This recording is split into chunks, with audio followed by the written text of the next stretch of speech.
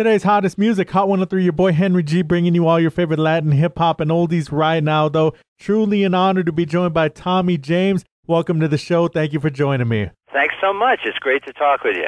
Now, I got to tell you, I do a show out here, specializes in Latin, hip-hop, and oldies.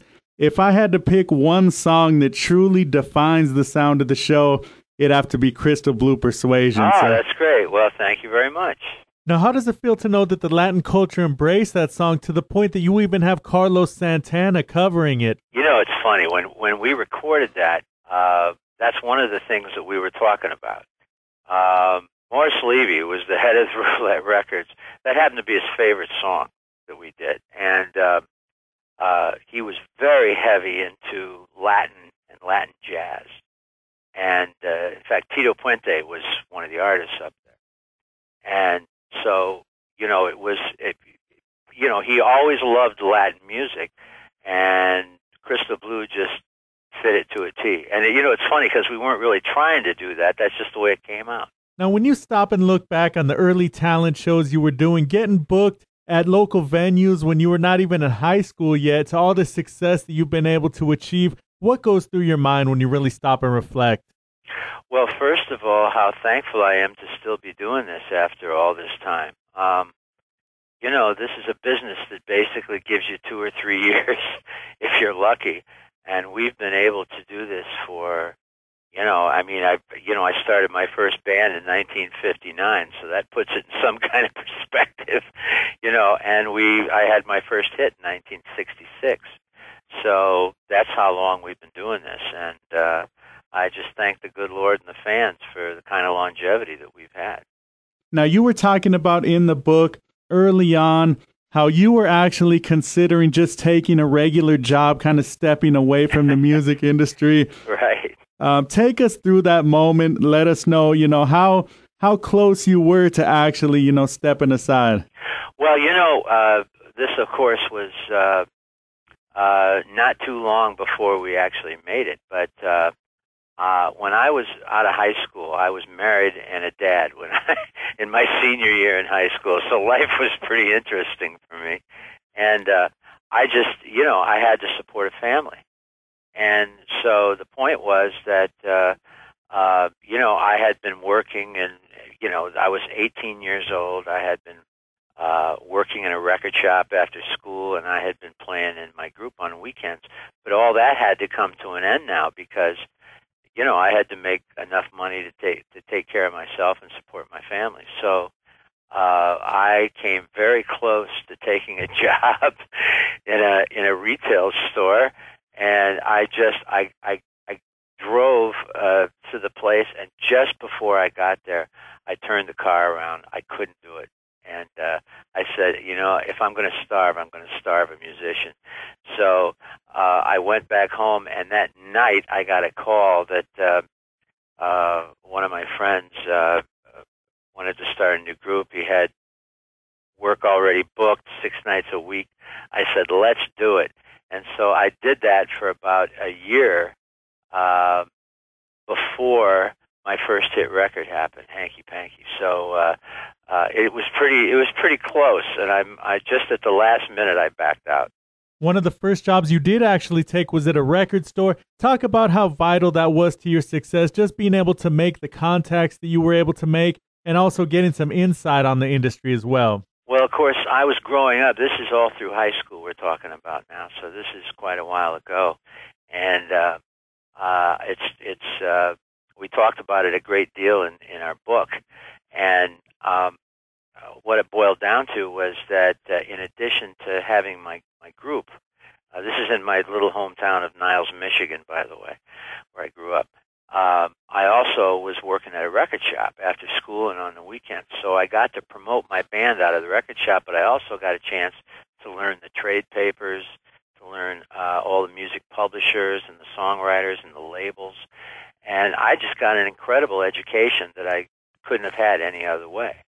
So when, I finally did get into the music business, I had a vast education that I had learned in the record shop, and I really couldn't have learned that any other way. Hanky Panky, of course, your first big hit. You talk in the book about the fact that you actually saw a local band performing that song before you actually went on to record it. Talk about the reaction they received and then how it went on to become such a big song for you. Sure. Well, basically in 1963, I was a sophomore in high school, and we had just signed a little label deal with a little record company, a regional label called Snap Records, which was owned by a local disc jockey who was starting the label. And I had heard another group play this song, Hanky Panky, and I just knew immediately that was a hit record. I had never heard it before, but when I saw the reaction of the crowd, this was like on a Sunday afternoon in a local club. When I saw the reaction of the crowd, I knew we had to do that record. So all I could remember was "My Baby Does the Hanky Panky," and made up a few lines in the middle, and we recorded that song and released it locally. It came out in early 1964, and by that time I was a junior and in high school, and the record came out and did pretty well locally. I mean, it went number one locally, and we sold a few thousand pieces, but we had no distribution. So, finally it just ground to a halt, came to an end, and we sort of forgot about the record. And in 1965, the next year, I graduated from high school and took my band on the road. And we played through the Midwest and up Rush Street in Chicago, and we're playing in early '66. We're playing this dumpy little club in Janesville, Wisconsin, and right in the middle of our 2 weeks, the guy goes broke. He goes belly up. The IRS shuts him down, and we were lucky to get our equipment out of there. And we slumped back home to Niles, feeling like losers. And all of a sudden, I get the call to change my life. A disc jockey from Pittsburgh called up and informed me that this record I had cut 2 years earlier, Hanky Panky, was sitting at number one in the city of Pittsburgh. They had bootlegged 80,000 copies of them, and it sold 80,000 records in 10 days, and we were sitting at number one. And I couldn't believe it. And I couldn't put the original band back together, so I got with the original producer of the record, Jack Douglas, the disc jockey, and we together went to Pittsburgh. And sure enough, as soon as I get there, outside the city limits, I'm nobody, but as soon as I cross the city limits in Pittsburgh, I've got the number one record. And so basically that's how it happened for me. It's one of those only in America stories. And we took the record to New York and signed with Roulette a week later, and that literally is the beginning of my career. And then you actually ended up going to New York to meet with record execs out there, didn't you? When I got to New York, it was my first trip to New York. I looked like a frog in a hailstorm. I just couldn't believe my eyes. And we made all the rounds. We got a yes.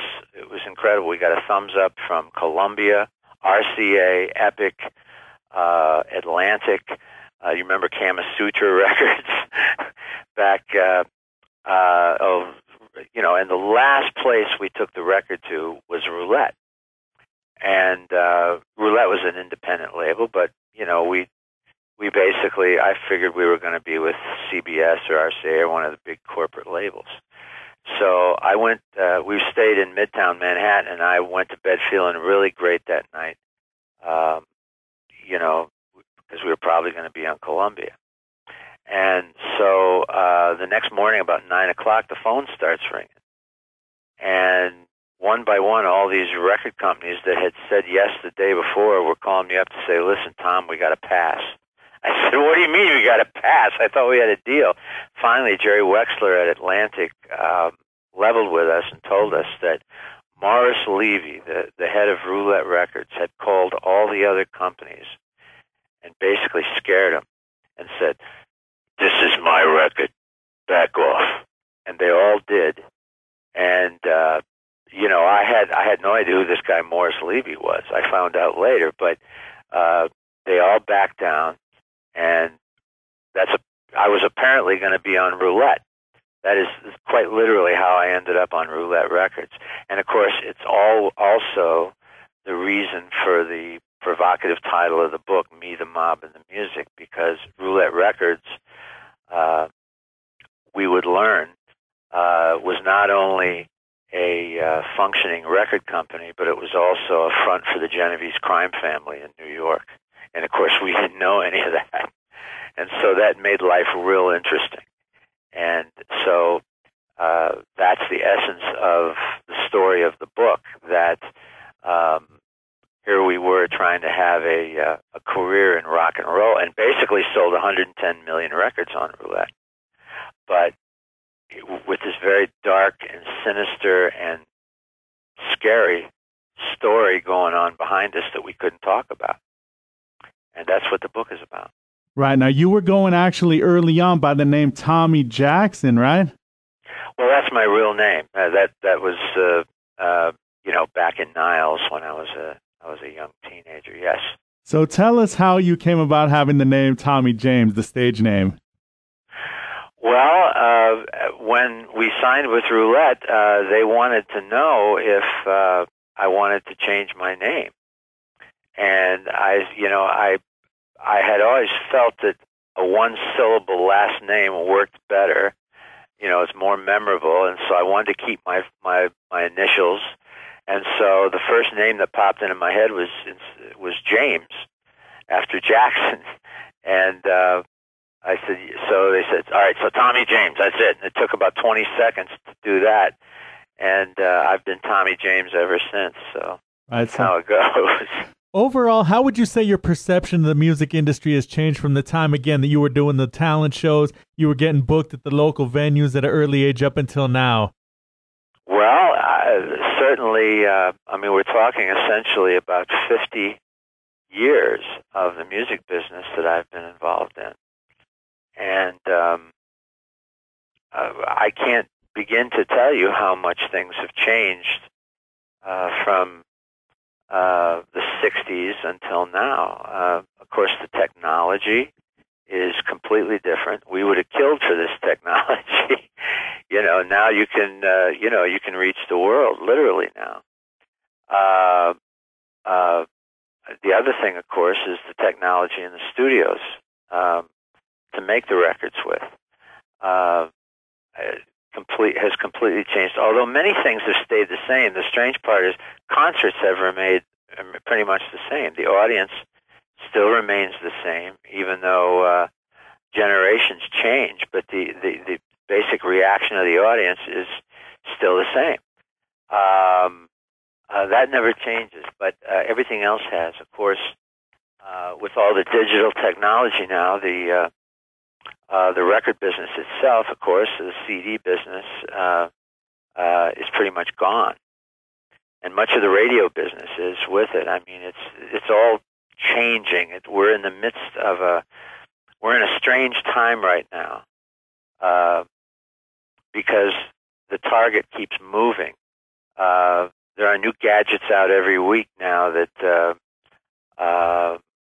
bring music right to the fan. None of that existed before until the last 10 years or so. And now new gadgets are coming out so fast that, it's very hard to keep track of. In fact, tomorrow, they are having a hearing in Washington from Sound Exchange about Internet radio. And it's really fascinating because Internet radio has become a huge revenue stream for artists and songwriters and record companies. And over in the last 2-3 years, Internet radio has just exploded. And of course, they're still discussing how to pay people, stuff like that. But that's how fast everything is changing and how new and different the record business is. I say record business, I really mean the music business. And of course, when I first started out, picking up a guitar was pretty commonplace. I mean, it was like picking up a rifle in a new army, you know. And the whole idea of starting a group and every street, every other block had a group. And so I was just so fortunate to make it. It was really a 1 in a million shot. And every year I'm in this business, I realize it even more how how blessed and lucky I am to have made it when I did and the way I did. One thing I would say is back in the day there was less competition, but now you have the TV shows, the reality shows like American Idol. You also have much more competition. Do you feel like it would be easier to break in back in the day, or would it be easier to break in now? I think it's much harder now. And in fact, when I first made it into the music business, big time music business, there were over 300 record companies that you could have hits on, legitimate hits, hit records.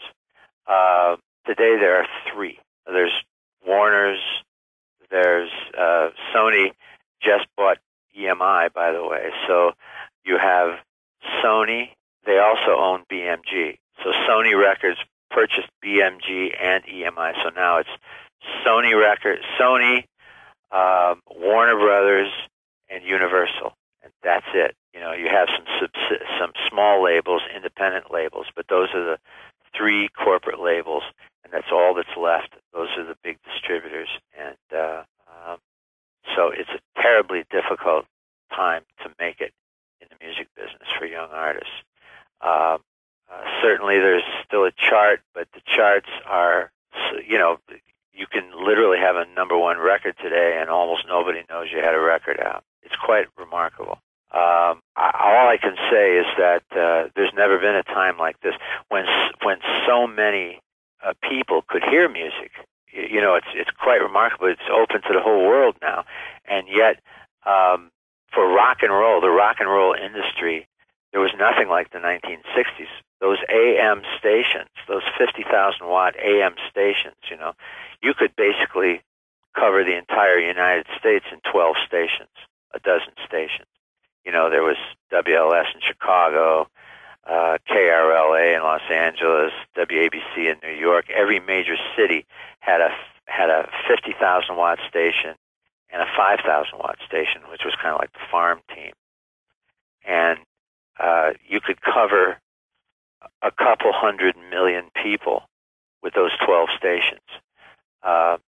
Certainly today you don't have anything even comparable to that. You know, the FM stations are good, but they don't. You know, they don't. Their listening audience is tiny compared to, you know, WLS, for example, in Chicago hit 38 states at night. Right. You know what I mean? I mean, they 20 million people was, you know, was average for them listening to WLS. You don't have any of that today. So it's a horrible time for young artists to make it. But yet they do. You know, every now and then somebody breaks through, and it's really hard, but it's really difficult because there's so few ways to get new music in front of the fans. Right. Now I got to ask you, you know, I do a show, Latin hip hop. We also play hip hop on the station as well. Right. What's it like for you when you hear your songs remade? Crimson and Clover was remade numerous times. Right. Crystal Blue Persuasion went on to become an iconic Latin hip hop song with Lighter Shade of Brown and on a Sunday afternoon. What are your thoughts on that? Well, listen, I'm terribly honored and flattered. We've had over 300 cover versions of our songs done by everyone from REM to Billy Idol to Carlos Santana. I mean, you know, it's just been wonderful, and I'm so honored and flattered that when young bands think a fast way to a hit record is to do one of our songs. I think that's great, and I you know, I really must say that it's a great thrill to hear other people's interpretation of your music. Right. Now, when did you kind of first realize the magnitude of your success? Well, it gradually hit me. I mean, we were, of course, when we started having, hit records, I mean, it was pretty obvious, but, you don't really, when you're in the middle of it, you're always struggling for that next record. You have to constantly outdo yourself. And so we really didn't have time to sit back and get big egos, because we were constantly having to come up with the next single and the next single and the next single. We ended up with 23 gold singles on Roulette and 9 platinum albums. So, I mean, I must say we did our work, but it was, it was very, very hard work. And so we really didn't have time to get to feeling too hot, because we were either in the studio, or we were writing, or we were touring. So that's just a crazy lifestyle. Right. Now, do you still do you get like a special feeling when you hear, a song you recorded back in the day being played on the radio now? Sure. What's that like for you? Well, it feels like it always did. Listen, we've been so lucky because the music has stayed in front of the fans for so long. We tour every year, and we do 2 to 3 million. I say records, but I mean it's CDs and downloads a year on the various stuff. And I must say that it's been the most gratifying thing in my life. It's been just wonderful to connect with the fans. I look out at our concert crowd now. I literally see 3 generations of people, and that is what it's all about. You know what I mean? That's what you hope for when you get into this business. And of course, you never think you're actually going to be doing it for that long. But thankfully, we have. You started touring really early in your career. You continue to tour to this day. Is there any interaction with fans that you've had over the years that stands out to you?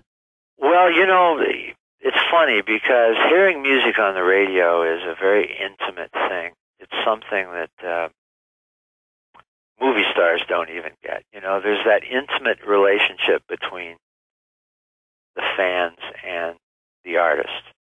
And it really is quite remarkable when people come up and say, they grew up with me. People I've never met, don't even know, but yet there's that closeness. And I suppose it's as close to a religious experience as you can have when you're doing a concert and you're feeling all those emotions, because that's where it really comes out. You definitely have a lot of fans out here in Las Cruces. Every week I receive requests for Crimson and Clover, for Crystal Blue Persuasion. What do you want to say to all your fans right here in the 575? Well, I just want to say thank you. Thanks for the ride, the long ride, and it's really, I hope we get a chance to come out and play for you soon. But if you'd like to, by the way, just find out what we're doing and what we're up to. Just come to our website. It's just TommyJames.com. And by the way, our new Christmas album is out. It's going to be in Walmart. As you know, Walmart has turned out to be the biggest record distributor in the world. Can you believe that? Wow, that's insane. Walmart. And anyway, so our Christmas album is right now making its way into Walmart, and or you can come to our website and buy the Christmas album, or any of the other stuff that all of our albums are basically for sale, and concert merchandise and stuff like that. But it's so great to interact with the fans through the website. I'd love to do that, and hopefully we'll be coming out your way. Of all the songs that you recorded, do you have a personal favorite? If so, which song, and why does it mean so much to you? It's so hard to say, because they're like your children, and I mean, Moni Moni probably is great for pumping up the crowd, but I have to say Crystal Blue is my favorite song of the hits. And the reason I say that is because just the type of record it was, and it was one of the hardest records we ever made. Sounds so simple and easy, but when we got in the studio with Crystal Blue, um, we totally overproduced it. We had too many guitars, and there was a full set of drums. There were 3 different keyboards on it, and when we got finished with the thing, we listened to it and we said, that is not the song we wrote. That's not Crystal Blue. And so we spent the first month making the record, and I often say the second month unmaking the record, because we had to pull things out. And finally, all that was left was a conga drum, a bongo, a flamenco guitar, and and the organ, because there was no drums on the record at all. We pulled out the entire set of drums and most of the guitars, and so we had to let it breathe. And so I have to say, Crystal Blue, of all the songs, it was a different kind of record for us, and I'm glad we made that one. And you actually said, I believe, that the name was inspired by a poem that somebody gave you. That's right.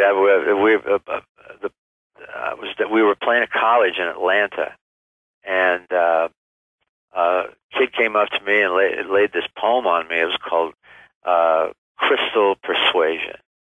And I just thought that, we were always looking for interesting word combinations for titles.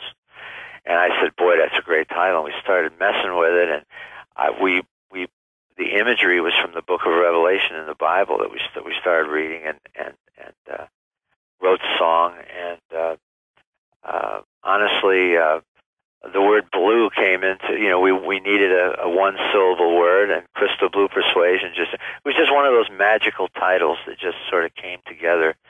And the group really wrote that one. Eddie Gray came up with the guitar lines, the little riff, dun, dun, dun, dun.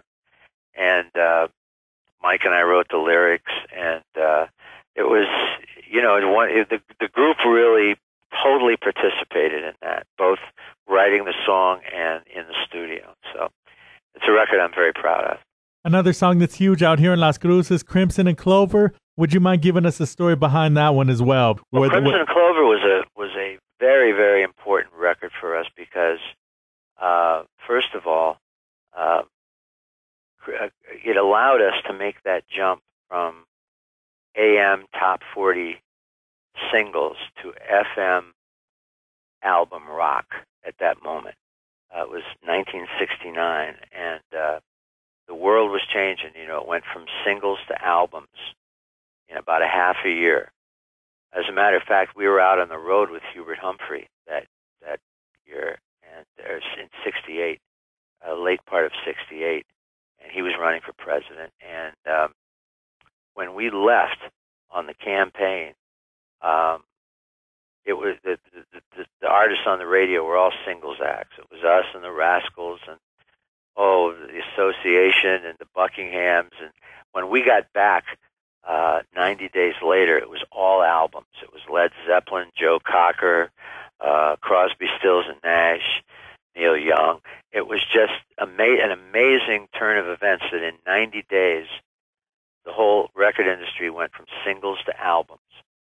And we were very lucky that we were doing Crimson and Clover at that very moment. We had just written it. In fact, Hubert Humphrey did the liner notes on the album for us. And I was, we put the record out and instantly went number one with Crimson and Clover. And it allowed us to make that jump from singles to albums. And we legitimately began selling a lot of albums at that point. So that was a big, big record for us. It was probably the biggest seller. It was just under 6 million singles, which was an astonishing number of singles. And then we did 3 million albums with the Crimson and Clover album. So that record, I guess the only other record that would be more important would be our first record. The Crimson and Clover was by far, in a way, the most important record, I think, that we did, because it allowed us then to have the other half of our career. There were so many artists that came to a stop right there, so many singles acts that never had another hit after 1969, and we were lucky to go on after that. So And you were also invited to perform at Woodstock? Well, yeah, we were. All of the things, by the way, that you're mentioning are, we would go into great detail in the book. And if I can interject something right here, the book is going to be a movie. Barbara DeFina is producing Me, the Mob, and the Music for film. And within the next 24 months or so, we're going to be shooting Me, the Mob, and the Music, and it's going to be hopefully out within the next 2 to 3 years. And Barbara DeFina, who produced Goodfellas and Casino, and she did Hugo last year with Martin Scorsese, is going to be producing our movie. And so we're very, very fortunate that all this is going to be finally out in film. So everything we're talking about is going to be in the movie. So yes, the answer to your question is yes. That we were asked to do Woodstock and basically turned it down because we thought it was put to us as a stupid gig on a pig farm. That's a true story. We were in Hawaii at the time, and we were asked to play Woodstock. And we said, well, "You mean leave paradise and fly 6,000 miles to play a pig farm?" I said, "Are you nuts?" So we turned Woodstock down, and by Friday of that week, we knew we messed up really bad. So, by the way, last year I got a chance to go back to Woodstock. They've built a huge amphitheater up at Woodstock, and we were lucky to finally, we played with Blood, Sweat, and Tears and Sly and the Family Stone. Can you believe that? Last year. And it was great. I told the audience, I said, we missed a turn and somehow we got lost and we just showed up. So anyway, yes, that's a true story. All right. Now, what do you want to say to any of the listeners out here in Las Cruces, just going through their daily struggles in life, but at the same time aspiring to reach their goals and their dreams? Well, keep on keeping on. I mean, the bottom line is that if you love music and want to be in the music business, nothing should stop you. I mean, you got to do it. It's tougher today than ever before. I mean, you really do have to pay your dues, and you've got to.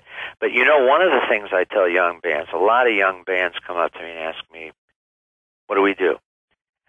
There's an answer, and I believe right now, this is kind of inside, but I believe right now that if you're a young band, the main thing to do is write songs, write your own songs, and if you can put 6, 8, or even 10 songs, originals together, I would go to a publishing company before I would go to a record company.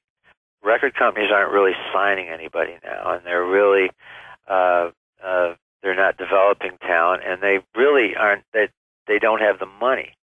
Most of them are broke, and they're not doing anything.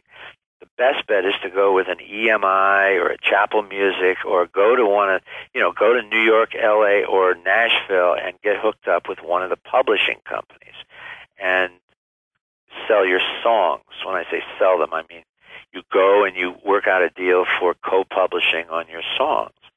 And a publisher, first of all, they've got the money now. And secondly, publishers can do things for you that record companies can't. And so, I mean, they can get your songs in movies, you can get it to other artists, you can do it yourself. There's so many ways to make money with a publisher on your side than a record company. Record companies are pretty awful right now. So that's my advice to young bands. I truly enjoyed the book. What stands out to me is how it highlights the highs and lows of the music industry. What's some of the feedback you've been getting from people who've taken the time to read the book as well? Sure. Well, we put the book out last year, and we've just been amazed at the response from the public, from the media. It's just been really wonderful. It's in its 7th printing now, and it's with Simon & Schuster, who put out the book. And I wrote it with Martin Fitzpatrick, who also is a fun music guy, but writing the book about 8 years ago, actually. We were going to call it Crimson and Clover originally. And we started writing it, and we were going to write a nice music book about the hits and the studios and writing the songs and so forth. And we got about a third of the way into it, and we realized that if we don't tell the roulette story, the whole story, that we were going to be cheating ourselves and everybody else. But the problem was that some of these guys were still walking around. And we were very concerned about that. And so we put the book on the shelf for a couple of years, and finally, about in the beginning of '06, the last of the roulette regulars, as I called them, passed on, and we felt that we could write the book now, because we were very concerned, frankly, safety-wise, about naming names and saying the things that we were about to say, because roulette was very much mobbed up, if you know what I'm saying. Right. And so we finally, it took us another 2.5 years to finish the book. And we sold the book almost immediately and did some editing, and it came out last year through Simon & Schuster, and just immediately took off. And as soon as the book came out, we started getting calls for the movie rights and the Broadway rights. So it's going to be both a movie that I told you about, and then a Broadway show. So we are very, very happy. It's called Me, the Mob, and the Music, and it's all about it's an autobiography with about 2/3 of the book devoted to this very intense and kind of frightening relationship with Roulette Records. Can you give us the links again? Where can listeners go pick up a copy, Tommy James' autobiography, Me, the Mob, and the Music? Sure, you can go wherever books are sold, Barnes & Noble, Amazon. You can come to our website, TommyJames.com. Anywhere books are sold, you can get the book, and it's really funny, because it really is laying your life in front of people, and you got to tell on yourself both the good and the bad. Tommy James, I want to thank you for being a part of On a Sunday Afternoon on Hot 103 out here in Las Cruces. Truly an honor. Any last thing you want to say to the listeners? First of all, I want to thank you for all your time. It was fun talking with you. And listen, thanks for playing all the music. And I thank the fans for their loyalty, and hope we get a chance to shake hands with them at some point.